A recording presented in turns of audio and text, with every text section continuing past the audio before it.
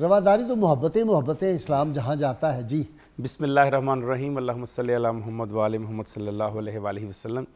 قبلہ غازی صاحب، پہلے تو دیکھیں کہ رواداری آج کی دنیا اس کو معنی کیا دیتی ہے، ٹھیک ہے، اور پھر ان معنی میں ہم دیکھتے ہیں کہ اسلام ان کو 1400 سال میں ان معنی کے اوپر کس طرح سے عمل پیرا رہا ہے.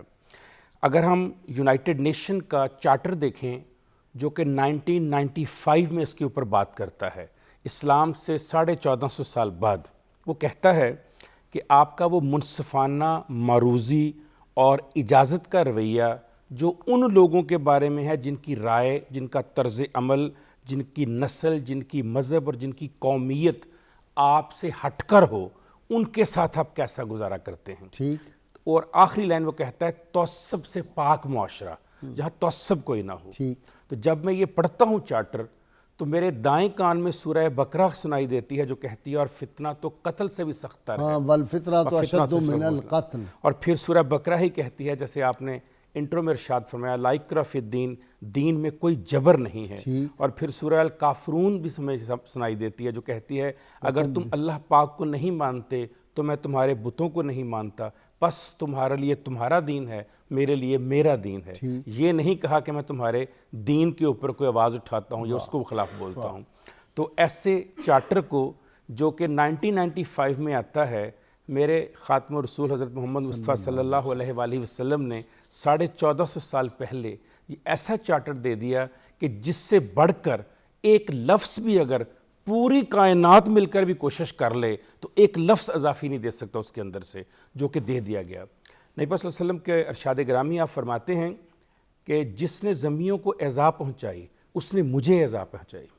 کیا کبھی کوئی اس طرح سے بھی ایمپتھی رکھ سکتا ہے؟ آج ہم پازیٹیو سائیکالوجی میں ایک جملہ بولتے ہیں ایمپتھی، کہ آپ دوسروں کا دکھ درد ویسے محسوس کرو جیسے تمہارے ساتھ ہو رہا.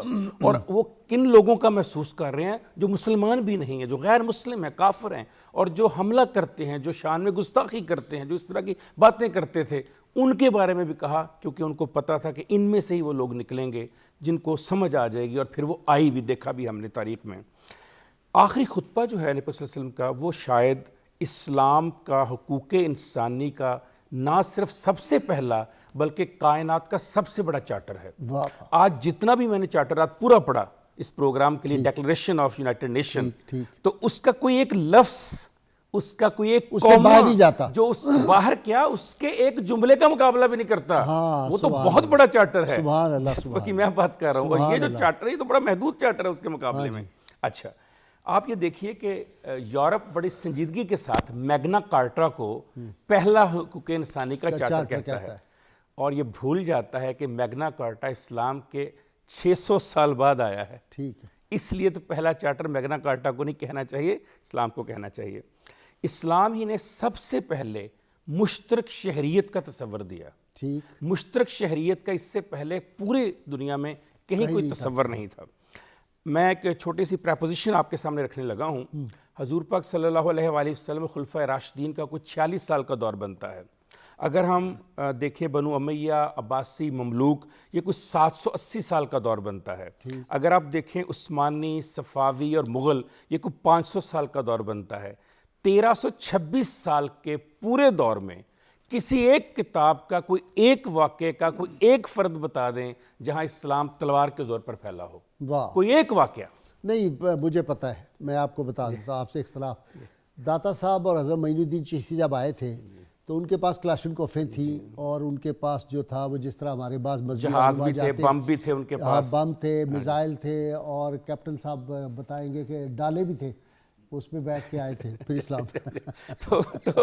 تو آپ اس میں دیکھیے کہ 1326 سال جس اسلام نے پوری دنیا کے اوپر حکومت کی ہے، اس میں آپ نے ابھی فرمایا کہ ایک بکری کے بچے کی موت تو دور کی بات ہے، اس بکری کے پاؤں کے اوپر بھی حساب سے اتنا خوف ہے کہ لرزنا شروع ہو جاتے ہیں عمر فاروق. پھر مجھے یاد آتا ہے حجر اسود کی تنصیب کا معاملہ ہو، آپ صلی اللہ علیہ وآلہ وسلم کے اوپر اجڑی پھینکنے کا معاملہ ہو، طائف کی وادی میں پتھر کا واقعہ ہو، حضرت امیر حمزہ کو شہادت دینے والے اس شخص کا واقعہ ہو، حضرت عائشہ رضی اللہ تعالی عنہ کے اوپر جو باتیں نامناسب ان کا واقعہ ہو. کہاں کہاں پر میں مثالیں دوں، کہاں کہاں پر میں رواداری کی بات بتاؤں، کہاں کہاں وہ ایسا سٹینڈرڈ کر دیا سیٹ کہ کائنات میں اس سٹینڈرڈ کے قریب بھی نہیں کوئی جا سکتا, اسے کراس کرنا تو بہت دور کی بات ہے. رحمت اللہ عالمین تھے. یہ جو منصب ہے, میں رحمت اللہ عالمین کو ایک منصب سمجھتا ہوں, اور وہ ایسا منصب ہے جو پوری کائنات میں ہر جگہ پہ اس کے اثرات نظر آتے ہیں. مگر دکھ ہوتا ہے لیونگ ہے رحمت اللہ عالمین کا مطلب ہے لیونگ رحمت ہمیشہ, بالکل ایسا ہی ہے. لیکن دکھ ہوتا ہے جیسے آپ نے انٹرویو میں فرمایا, آج جو گلوبل انڈیکس ہے پیس کا اور رواداری کا, اس میں پاکستان کا 151 یعنی 151 نمبر ہے دنیا میں. یہ کتنے دکھ کی بات ہے کہ جس دین کو لے کر ہم بات کرتے ہیں, ہم دنیا میں 151 کے نمبر کے اوپر کھڑے ہیں. ڈاکٹر صاحب کوئی ایک مثال مجھے, موجودہ دور میں ابھی نندن ہم پہ بم گرانے آیا تھا, حملہ کرنے آیا تھا, یہ ٹھیک بات ہے جی نا؟ بالکل ایسے ہی. اس کو پکڑ کے وی آئی پی علاج اس کا, اور وہ جا کے وہ کیا ہے آرمی ہاسپٹل, کیا اس کو کہتے ہیں آپ آرمی ہاسپٹل کو؟